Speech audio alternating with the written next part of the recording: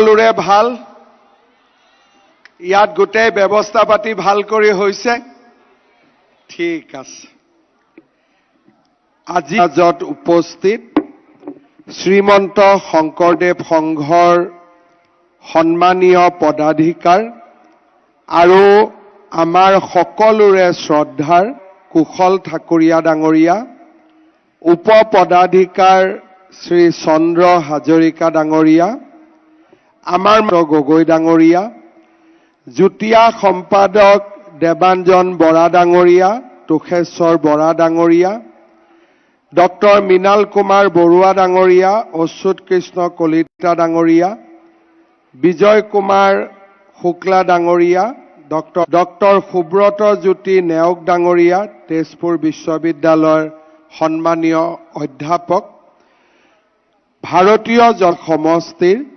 সন্মানীয় সাংসদ দিলীপ শইকীয়া ডাঙৰীয়া এই অধিৱেশনত সৰ্বতোপ্ৰকাৰে নিজক উৎসৰ্গা কৰা আমাৰ তেজপুৰৰ প্ৰাক্তন সাংসদ পল্লৱ লোচন দাস ডাঙৰীয়া অসম তথা উত্তৰ পূব ভাৰতৰ বিভিন্ন আৰু যুৱক যুৱতী বন্ধু বান্ধৱীসকল শ্ৰীমন্ত শংকৰদেৱ সংঘৰ 95 সংখ্যক বাৰ্ষিক অধিৱেশন শ্ৰীমন্ত শংকৰদেৱলৈ গভীৰ শ্ৰদ্ধাৰে ভক্তিভৰা প্ৰণিপাত নিবেদন কৰিছো অসমীয়া জাতিৰ প্ৰাণ প্ৰতিষ্ঠাতা কৰ্মৰাজি মাহাত্ম্য আৰু গুণাৱলীৰ পৰিসৰ অতি বিস্তৃত বিশাল আৰু চিৰ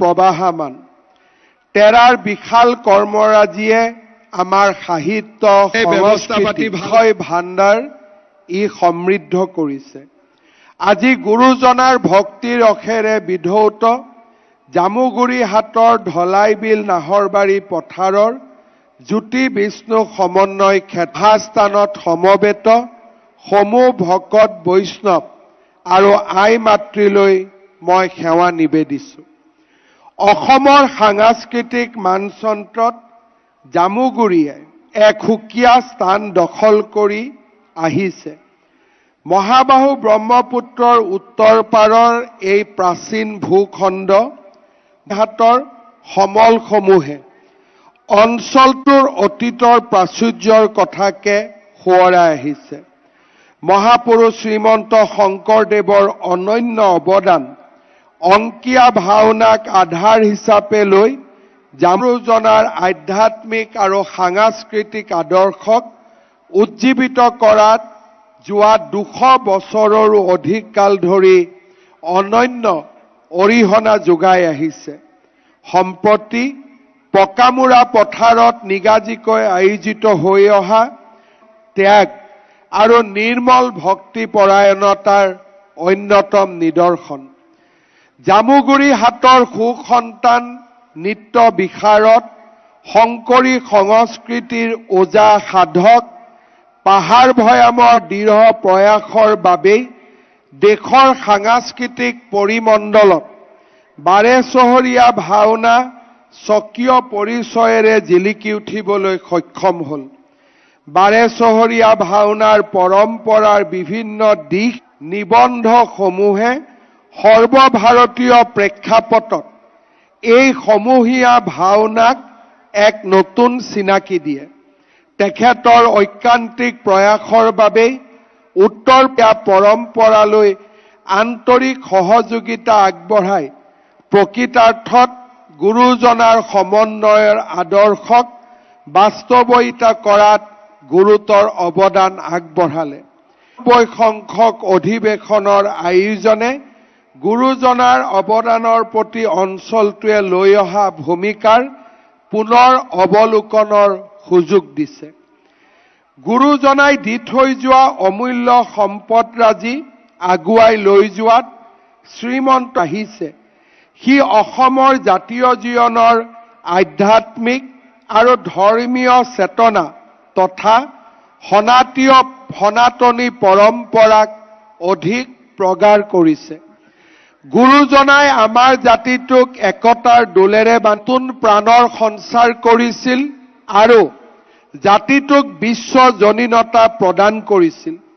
মহাপুৰুষৰ এই অৱদানৰাজিক বিশুদ্ধ ৰূপত প্ৰচাৰ আৰু প্ৰসাৰত শ্ৰীমন্ত শংকৰদেৱ সংঘই যি অহোপুৰুষাৰ্থ কৰি আহিখতে সীমাবদ্ধ নাথাকি আৰ্থ সামাজিক শৈক্ষিক আৰু বৌদ্ধিক কৰ্মৰাজিৰে গুৰুজনাৰ আদৰ্শক বিশ্ব দৰবাৰত প্ৰতিষ্ঠা কৰাৰ বাবে শ্ৰীমন্ত শংকৰদেৱ সংঘই একনিষ্ঠভাৱে যি কৰ্মযজ্ঞত অৱতীৰ্ণ হৈছে, সমাজ জীৱনলৈ শ্ৰীমন্ত শংকৰদেৱ সংঘৰ যি মহান অৱদান, এই অৱদানৰ কথা সোঁৱৰি মই শ্ৰীমন্ত শংকৰদেৱ সংঘৰ কেইবাখনো বাৰ্ষিক অধিৱেশনত শ্ৰীমন্ত শংকৰদেৱ সংঘক শ্ৰীমন্ত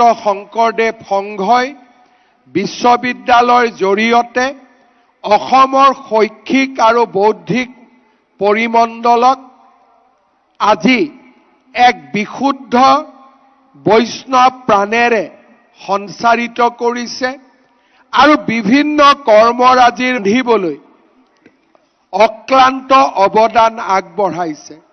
শ্ৰীমন্ত শংকৰদেৱ সংঘৰ প্ৰতিখন অধিৱেশনে আমাৰ অসমীয়া জাতিটোক শক্তিশালী কৰিছে আৰু চাওঁতে চাওঁতে সৈতে পাৰ কৰিছে। আজি আমি জামুগুৰিহাটত সংঘৰ ৯৫ সংখ্যক অধিৱেশনত উপস্থিত আছো। তেৰাৰ ওচৰত ভগৱানৰ সংঘৰ ১০০তম বাৰ্ষিক অনুষ্ঠান কেৱল ব্যক্তিগতভাৱেই নহয়, অসমৰ বাবেই ই এক ডাঙৰ মাইলৰ খুঁটাত বাৰ্ষিকীৰ প্ৰাক মুহূৰ্তত আকৌ এবাৰ শ্ৰদ্ধা নিবেদন কৰিছো আৰু মই বিশ্বাস ৰাখো যে সংঘই ১০০টা বছৰ পাৰ হোৱাৰ শ্ৰীমন্ত শংকৰদেৱ সংঘৰ বিভিন্ন মহান কৰ্মৰাজিৰ লগত সৰুকৈ হলেও যোগ হৈ থকাৰ মই শংকৰদেৱ বিশ্ববিদ্যালয়ৰ আইন প্ৰণয়ন কৰা, পৰৱৰ্তী সময়ত ৰাইডিঙিয়াত বিশ্ববিদ্যালয়ৰ স্থায়ী ভৱনক উত্তৰণৰ পথলৈ লৈ যোৱা, এই গোটেইবিলাক কৰ্মযজ্ঞৰ লগত নিজকে জড়িত কৰাৰ যি মই সুযোগ পাইছিলো, সেয়া মই মোৰ ৰাজনৈতিক জীৱনৰ অন্যতম আধাৰত গঢ় লোৱা এক উদাৰ ধৰ্মীয় চেতনা। ভাগৱতৰ সৈতে তেৰাই যুক্ত কৰাৰ পৰিৱৰ্তে এক কেন্দ্ৰীয় বিন্দুত আধ্যাত্মিক মনোনিৱেশ কৰাৰ সুবিধাৰ বাবে ভাগৱতৰ এক ঈশ্বৰৰ কেন্দ্ৰীয় দেৱতাৰ উপাসনা দৰাচলতে এক সনাতন সত্যৰ উপলব্ধিৰ বাদে আন একো নহয়। শ্ৰীমন্ত শংকৰদেৱে ভাগৱত ধৰ্ম আকৌ দশমত তেওঁ উল্লেখ কৰিছিল, শুনিওক সৰ্বজন কৃষ্ণক অৰ্পিয় মন মহাভাগৱত কেদৰো সাৰোদ্ধাৰ। গুৰুজনাই গুৰু, দেৱ, নাম, ভকত এই চাৰি তত্ত্বক সাৰথি কৰি ভক্তি মাৰ্গৰ প্ৰৱৰ্তন কৰিছে। পৰম সত্তা আৰু তেওঁৰ উপাসনা কৰিলেই জীৱৰ আত্মিক কল্যাণ সাধন হয়। ভক্তই ভগৱন্তৰ নামৰ মাজেৰে ভগৱন্তক বিচাৰি পাব পাৰে।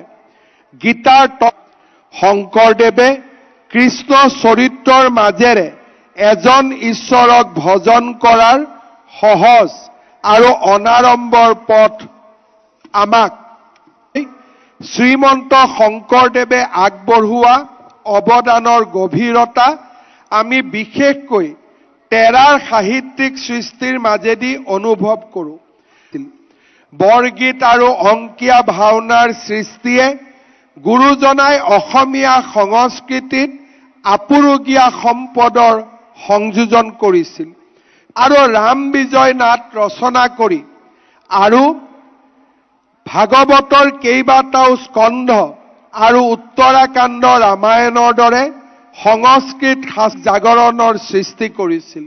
মহাপুৰুষজনাৰ জীৱনৰ কীৰ্তিস্তম্ভ কীৰ্তন ঘোষাৰ লগতে গুণমালা, ভক্তি প্ৰদীপ, ভক্তিৰত প্ৰকাশক গ্ৰন্থসমূহে মহাপুৰুষজনাৰ উচ্চ মানসিকতা, বিশাল পাণ্ডিত্য তথা চিন্তাৰ ব্যাপকতাৰ স্বাক্ষৰ বহন কৰিছে। গুৰুজনাৰ ধ্ৰুপদী নৃত্যৰ জগতখন সমৃদ্ধ কৰিছে। গুৰুজনাৰ সৃষ্ট সাহিত্য কেৱল ধৰ্মীয় গ্ৰন্থ নহয়, ই অসমীয়া সমাজ শংকৰদেৱৰ আধ্যাত্মিক অৱদানক অসমীয়া জীৱনৰ উৎকৰ্ষৰ দিশত এক চতুৰংগ দান বুলি অভিহিত কৰিছে। সমাজক বহু সত্যৰ ভিতৰত সনাতন সত্য উপলব্ধিৰ পথ দেখুওৱা। দ্বিতীয়তে কৰ্ম, তৃতীয়তে বাহ্যিক আচাৰ অনুষ্ঠানৰ ঠাইত বিশুদ্ধ অন্তৰক আধ্যাত্মিক উপলব্ধিৰ মূল ক্ষেত্ৰ হিচাপে সমতাৰ বাণী প্ৰচাৰ কৰা।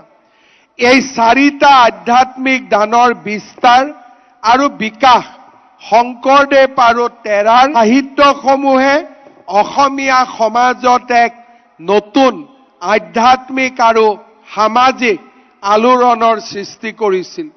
বৈষ্ণৱ সাহিত্যই সৰ্বভাৰতীয় আৰু মহাজাতীয় চৈতন্যৰ লগত সংযোগ স্থাপন কৰাত সহায় কৰিছিল।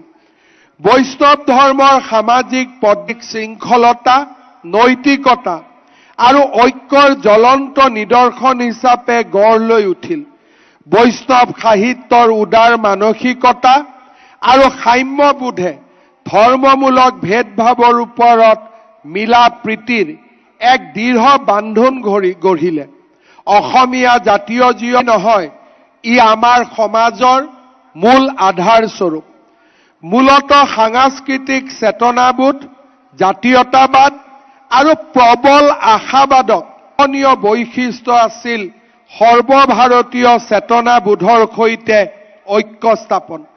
ভাৰতৰ লগত অসমৰ সম্বন্ধ অতি প্ৰাচীন যদিও মহাপুৰুষ শ্ৰীমন্ত শংকৰদেৱৰ সময়ৰ পৰাহে মহাপুৰুষ শ্ৰীমন্ত শংকৰদেৱ প্ৰথমজন অসমীয়া, যিজনে সৰ্বভাৰতীয় ঐতিহ্যৰ ঢল পোন প্ৰথমবাৰৰ বাবে অসমলৈ প্ৰসাৰিত কৰিলে।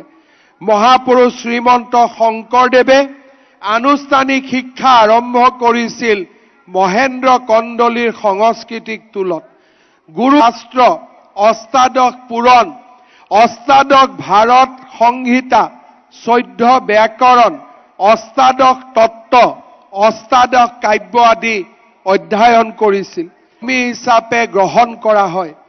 গুৰুজনাই ভাগৱতত কৈছে, দেৱৰো দুৰ্লভ ইটো জন্ম ভাৰতত, হৰাই চিন্তামণি যেন শাস্ত্ৰ চৰ্চাৰ মাজেদি জাগৃত হলেও প্ৰথমবাৰৰ তীৰ্থ ভ্ৰমণৰ কালছোৱাত আহৰণ কৰা বাস্তৱ অভিজ্ঞতাই ইয়াক এক সচেতন আৰু সজীৱ ৰূপে প্ৰকাশ পাইছে। চৰিত পুথি মতে প্ৰথমবাৰ তীৰ্থ ভ্ৰমণৰ কালত বদৰিকাশ্ৰমত থাকোঁতেই তেখেতে প্ৰথম বৰগীতটো ৰচনা কৰিছিল। প্ৰথমবাৰ পৰিচিত হোৱাৰ সুযোগ পাইছিল আৰু ঘূৰি আহি অসমৰ লোকনাট্য পৰম্পৰা আৰু শাস্ত্ৰীয় ধাৰাটোক পৰীক্ষা নিৰীক্ষাৰ মাজত দুইবাৰৰ তীৰ্থ ভ্ৰমণৰ বিৱৰণ আমি চৰিত পুথিত পাওঁ। চৰিত পুথিত বিভিন্ন ঠাইৰ সবিস্তাৰ বৰ্ণনা আৰু সাংস্কৃতিক পৰিৱেশ, এই সকলোবোৰৰ সংস্পৰ্শলৈ গুৰুজনা আহিছিল আৰু তেৰাৰ অভিজ্ঞতা সম্বলিত উপাদানবোৰেৰে ভাৰত শব্দৰ বাৰম্বাৰ উল্লেখেই ভাৰত চেতনা তেৰাৰ মন মানসিকতাত যে সক্ৰিয়ভাৱে ক্ৰিয়াশীল হৈ আছিল সেই কথাৰ পোৱা যায়। ভাৰতবৰ্ষৰ প্ৰতি থকা গুৰুজনাৰ আকৰ্ষণৰ কথা বৰগীতত পোৱা যায়।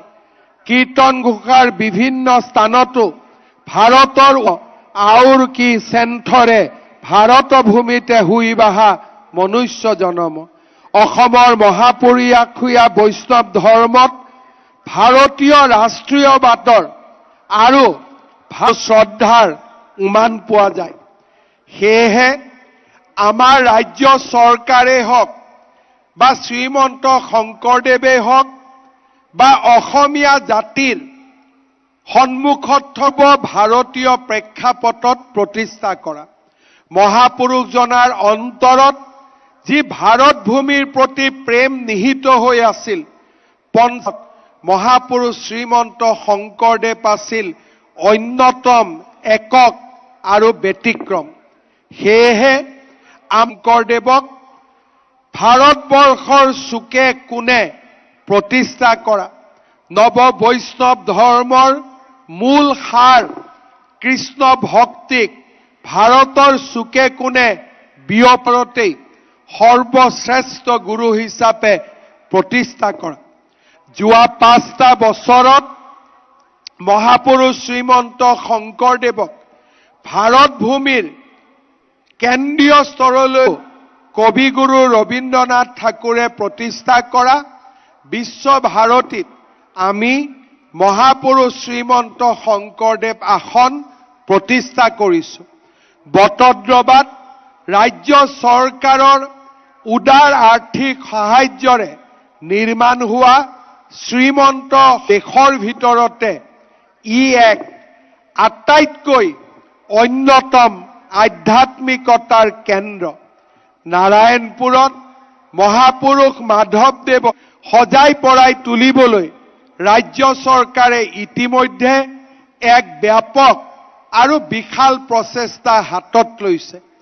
গুৰুজনাৰ কৰ্মভূমি য'ত নেকি গুৰু আজি সেই পাটবাউসীক নতুনকৈ সজাই পৰাই তোলাৰ এক মহান কৰ্মযজ্ঞত ৰাজ্য চৰকাৰ নিয়োজিত হৈছে। এই গোটেইবিলাকৰ ভিতৰত যোৱা 5টা বছৰত আমাৰ ভকত বৈষ্ণৱসকলে চাব পৰাকৈ উভতাই অনা অহা কেইদিনমানৰ ভিতৰতে গুৱাহাটীত আধুনিক সংগ্ৰহালয় নিৰ্মাণৰ কাম আৰম্ভ হ'ব আৰু 2000 মিউজিয়ামৰ পৰা অসমলৈ লৈ আহিম যাতে অসমৰ ভকত বৈষ্ণৱসকলে বৃন্দাবনী বস্ত্ৰক স্বচক্ষুৰে চাব। শংকৰদেৱক ৰাষ্ট্ৰীয় প্ৰেক্ষাপটত লৈ যাবলৈ যি মহান প্ৰচেষ্টা চলিছে, এই প্ৰচেষ্টাই নিশ্চয় সাৰ্থক হ'ব আৰু গুৰুজনাৰ আশীৰ্বাদ ৰাষ্ট্ৰীয় পৰ্যায়ত প্ৰতিষ্ঠা কৰাত সহায় কৰিব। শ্ৰদ্ধাৰ ৰাইজ, ভকত বৈষ্ণৱসকল, আজি আমাৰ জাতিটোৱে এক সংকটৰ মাজেৰে পাৰ কৰিছে। অসমীয়া লোকৰ অৰ্থনৈতিক শক্তিসমূহ কাঢ়ি লৈ যাবলৈ প্ৰয়াস আৰু প্ৰচেষ্টা কৰিছে।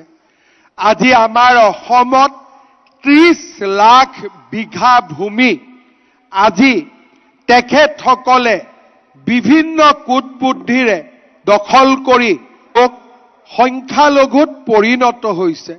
মহাপুৰুষ শ্ৰীমন্ত শংকৰদেৱৰ জন্মভূমি নগাঁও জিলাতেই আজি অসমীয়া লোক এক সংখ্যালঘিষ্ঠ ৰূপত প্ৰকাশে আত্মসমৰ্পণৰ ৰাস্তা বিচাৰি উলিয়াইছে।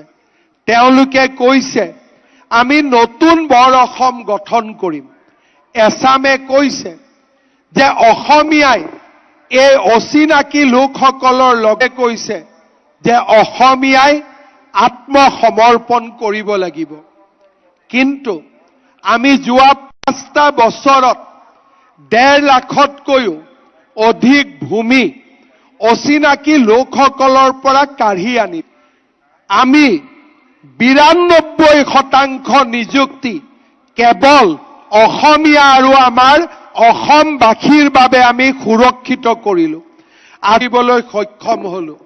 এতিয়া আমাৰ বিষয়া কৰ্মচাৰী আৰু চৰকাৰৰ যি ইক'চিষ্টেম বুলি কওঁ, সেই ইক'চিষ্টেমটোক আজি আমি অসমীয়াৰ গৌৰৱেৰে নতুন মই স্বীকাৰ কৰিবলৈ বাধ্য নহয়। মই বিশ্বাস কৰোঁ যে কোনোবা অচিনাকি লোকৰ ওচৰত, কোনোবা বাংলাদেশৰ পৰা অহা অবৈধ মিয়াৰ ওচৰত আত্মাই অদম্য শক্তিৰে আমাৰ জাতিটোক আকৌ এবাৰ নতুনকৈ সঞ্জীৱিত কৰাৰ যুঁজত নামি পৰিছে। অৰ্থনৈতিক শক্তি আৰু যদি নিজৰ অৰ্থনৈতিক শক্তিক নিজৰ হাতত ধৰি ৰাখিব পাৰে, আমাক কোনেও কেতিয়াও দমন কৰিব নোৱাৰে। মই বিশ্বাস কৰোঁ শ্ৰীমন্ত শংকৰদেৱ কৰ্ম সংস্থাপন, ক্ষুদ্ৰ উদ্যোগ আদিৰ এক নতুন আঁচনি ৰূপায়ণ কৰিবলৈ বিচাৰিছে। সংঘৰ ফালৰ পৰা ৰাজ্য চৰকাৰক সংস্থাপন আৰু উদ্যোগ আদি স্থাপনত আমি সহায় কৰিব পাৰোঁ। মই শ্ৰীমন্ত শংকৰদেৱ সংঘক এই ক্ষেত্ৰত মোৰ শংকৰদেৱ আৰু মাধৱদেৱৰ ৰচনাৱলীক সমগ্ৰ ভাৰতৰ ভাষীলৈ অনুবাদ কৰাৰ বাবে 25টা বছৰে মই নিজক জড়িত কৰি ৰাখিছোঁ। মই নিশ্চিতভাৱে বিশ্বাস কৰোঁ মহাপুৰুষ শ্ৰীমন্ত শংকৰদেৱৰ প্ৰতিখন গ্ৰন্থ ভাৰতবৰ্ষৰ বিভিন্ন গৱেষণাগাৰত, গ্ৰন্থালয়ত তাক উপহাৰ দিয়া আমাৰ এক জাতীয় কৰ্তব্য। সংঘই এই কামৰ বাবে 2 কোটি টকাৰ অনুদান বিচাৰিছে। মই ৰাজ্যবিদ্যালয় কোভিডৰ সময়ৰ পৰা এই বিশ্ববিদ্যালয়ৰ অধ্যাপক অধ্যাপিকাসকলক দৰমহা দিয়াৰ ক্ষেত্ৰত অসম চৰকাৰে সদায় এক সক্ৰিয় ভূমিকা গ্ৰহণ কৰি আহিছে। শংকৰদেৱ বিশ্ববিদ্যালয়ৰ অধ্যাপক অধ্যাপিকাসকলক দৰমহা দিয়াত ৰাজ্য চৰকাৰে সংঘক আৰ্থিক অনুদান। আজি মই সংঘক আন এটা পৰামৰ্শ দিম। আমাৰ সংঘৰ 2500খন আঞ্চলিক শাখা আছে। সংঘৰ সমূহে শক্তিশালী ৰূপত গা কৰি উঠিব লাগে। মই ৰাজ্য চৰকাৰৰ পৰা এটা নিৰ্দিষ্ট আঁচনি হাতত ল'ম, যাতে 2500 শাখাক প্ৰতিটো শাখাকে 5 লাখকৈ সন্মুখত ৰাখি আমি দিব পাৰোঁ। মই বিশ্বাস কৰোঁ শংকৰদেৱ সংঘৰ আঞ্চলিক শাখাবোৰ নিৰ্মাণ কৰাৰ পিছত আমি একেলগে শংকৰদেৱ সংঘৰ আমাৰ যি আদৰ্শ ই অসমৰ গাঁৱে ভূঞে বিয়পি পৰিব।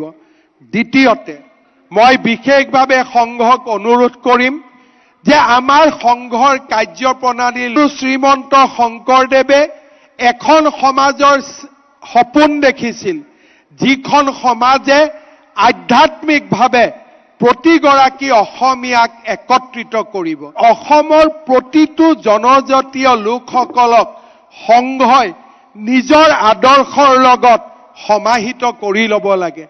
যদি আমি এটা বিশাল অসমীয়া জাতি দিব নোৱাৰিব।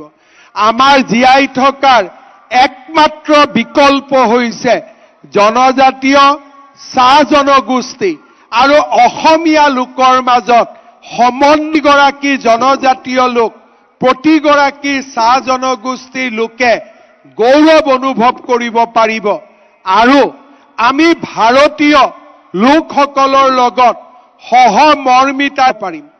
এইবাৰ জনগণনা 2027 চনত আৰম্ভ হ'ব। জনগণনা সেন্সাছৰ পিছত আপোনালোকে দেখা পাব যে বাংলাদেশী মূলৰ লোক কাল সন্ধিয়াৰ ফালে গতি কৰিব। পৰিত্ৰাণৰ এটাই উপায় সমন্বয় আৰু একতা। বিভেদৰ পৰিৱৰ্তে প্ৰতিগৰাকী অসমীয়া লোকেৰে বন্ধুত্ব আৰু ভাতৃত্বৰ সম্পৰ্ক নিৰ্মাণ কৰা। বিভেদৰ পৰিৱৰ্তে প্ৰতিগৰাকী চাহ জনজাতীয় লোকক অসমীয়াই আদৰি লোৱা। আমি এক মহান অসমীয়া জাতি নিৰ্মাণৰ প্ৰচেষ্টা কৰিছোঁ, কিন্তু চৰকাৰৰ চিন্তা যিমানেই মহান নহওক কিয় আমাৰ শংকৰদেৱ সংঘৰ সীমাবদ্ধতা নাই। অসমৰ একমাত্ৰ জাতীয় অনুষ্ঠান হিচাপে মই শ্ৰীমন্ত শংকৰদেৱ সংঘক অসমীয়া জাতিৰ পুনমীয়া জাতি নিৰ্মাণৰ বাবে অক্লান্ত পৰিশ্ৰমেৰে আগবাঢ়িবলৈ আহ্বান জনাম। আজি আমাৰ তেজপুৰ জিলা শাখাই অত্যন্ত আমাৰ কমলাকান্ত গগৈ বাপ ইয়াত উপস্থিত আছে। নাহৰকটীয়াত মই যেতিয়া গৈছিলোঁ, নাহৰকটীয়াৰ ভকত বৈষ্ণৱসকলে ইমান ধুনীয়াকৈ আজি মই তেজপুৰ জিলা শাখাকো নামঘৰ নিৰ্মাণৰ বাবে 1 কোটি টকা ঘোষণা কৰিছোঁ। পুনৰ এবাৰ আপোনালোক সকলোকে মই মোৰ কৃতজ্ঞতা জনাই পদ্ম হাজৰিকাদেৱ আমাৰ বিজেপিৰ বিধায়ক এটা বিশাল আধ্যাত্মিক মন লৈ যি ধৰণে অধিৱেশনখনৰ নেতৃত্ব ল'লে আৰু ভকত বৈষ্ণৱসকলৰ লগত হাতত হাত প্ৰতিগৰাকী বাপ বৈষ্ণৱৰ শ্ৰী চৰণত মই সেৱা জনাইছোঁ। ইয়াত আহি